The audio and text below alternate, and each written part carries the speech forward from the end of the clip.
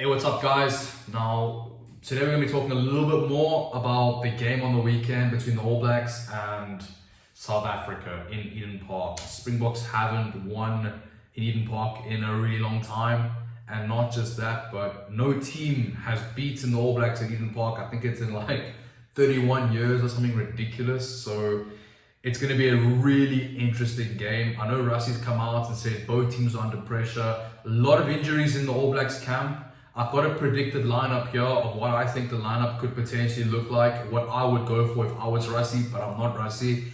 But this is who I would have put out. I've got that team, the starting 15 that I would have going into this weekend, right down on my notepad, and I'll get it over to you guys in a bit. But honestly, this weekend is going to be a huge game. They're saying it's the biggest game since the World Cup final, and it's probably the biggest game for Scott Robertson's career. And that's what the New Zealand pundits are saying. But look, I mean, even if it had to go either way, both Scott Robertson and Rassie Erasmus are really good coaches. I mean, they've been thrown a bit of a curveball now, both of them losing a game once to Argentina, and then with South Africa obviously losing to Australia. So it's going to be very interesting to see how this all ends up and how it all unfolds. But look, guys, I mean, nevertheless, it's going to be an insane game on the weekend, and you want to get over and have a braai, grab a beer, and watch this game. It's going to be absolutely insane. It's going to be early morning for South Africans, early morning for people that are based in Europe as well, and obviously a late afternoon if you're in Australia and New Zealand. So it's going to be a really, really good game, but looking forward to it. Look, so here's my lineup if I was Rassie Erasmus going into this weekend. I've got from 1 to 15. I don't have a bomb squad. I've got 1 to 15 for now. Just letting you know. So I'll go with number 1, my front row, 1, 2, and 3. I'll go with Oxen Chair at prop with Wilco low. Marks I'd have at hooker. My 4 and 5 I pair up with either, I'll go definitely for Eben Etzebeth. 5 I'll either have Archie Snyman or Luat Diaga. In this case I'll go with Luat, so I can take RG off the bench and bring him on as in the bomb squad. 6, Sia Kolisi. 7, Peter Steph du Toit. And 8, because Jasper might not be available for this game because of his disqualification, I would go with Kwagga Smith.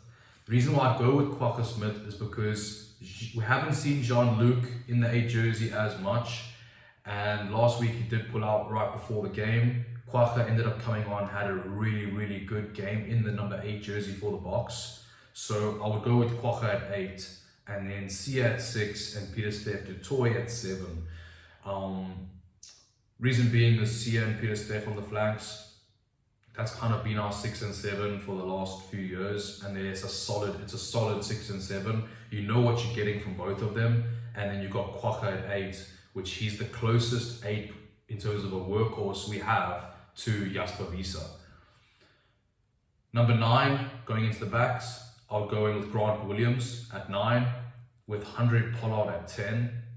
Why 100 Pollard at 10? I love Marnie and Sasha, but Pollard just gives that stability that we need in order to really win this game against the All Blacks. It's going to be weird conditions. It's always wet in New Zealand, and it's always a bit of a disaster from a climate point of view. A lot of wind and that sort of thing, especially at Eden Park. So Pollard all day long in the 10 jersey. Going into my centre pairing, I love Andre Esterhuizen, but I won't start Andre Esterhuizen for this game. I'll probably have Andre Esterhuizen on the bench in the bomb squad. I would have Damien Dialandi at 12 and Jesse Creel at 13, sticking to what we know in the solid centre pairing. In my back 3, I would have Mapimpi at 11, Colby at 14, and Willie Leroux at 15. The reason why I would go with Willie at 15 is typically because that exact same reason why I went with Pollard at 10. I would go with experience in the 15 jersey for this weekend. We want to get a dub. We want to get the win over the line. I love Fassi, I really do. Damien is an insane player, but right now at the moment, since his injury, he's coming back. He's still trying to get confident. He's still trying to get the form that he wants again in a 15 jersey for the Boks, whether in a jersey for the Boks. I love Fassi as well, but for this game, I'll go with Vili. I'll go with stability in my 10 and 15 jersey, and 8 as well with Quagga. So those key roles, I would have it like that. Where I have Grant Williams at 9. I think it's a good option to have Grant at 9, because he just brings a little bit of X factor that we do need in that team. Not just going with our typical solid players. At least have Grant and Colby and Mapimpi in the X factor positions 9, 11 and 14. So I'll go again, guys. That's Ox at 1, Marks 2, Wilkolo 3, Ebenezabeth 4, Luat Diaga 5, Sia Kulisi 6, Peter Steph du Toit 7, Quagga Smith 8, Grant Williams 9, Pollard at 10, Mapimpi at 11, Damien Dialandi at 12, Jesse Creel at 13, Cheslin Colby at 14, and Vili LaRue at 15. Bomb squad, like I said, I mean, I'm not going to get into the bomb squad, but I'm expecting at least to see like Arceus Neyman in the bomb squad. Probably Vincent Koch if he's not injured, probably Vincent as well. Esterhazen and Faf.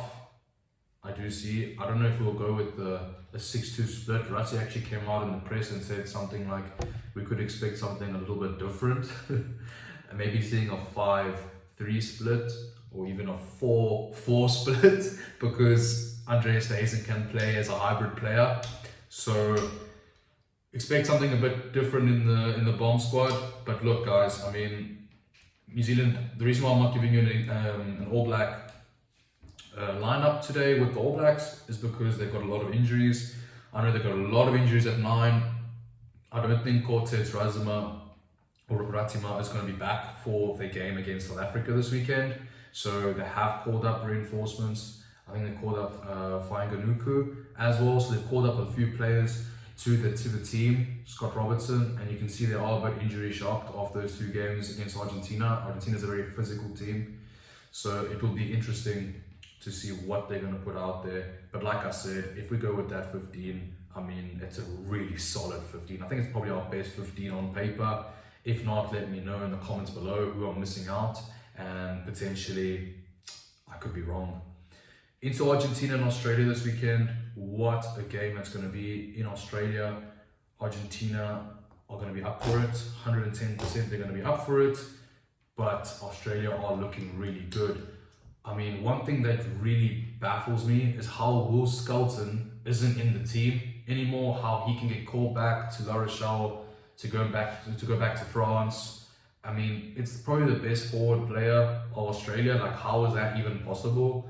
You know, you're in the middle of international sport and you get called back to club rugby. It just shows you how the international, how rugby is failing us as fans in certain ways. Because, I mean, like, how can you not have Will Skelton playing for Australia in the Rugby Championship? Like, how is that not possible?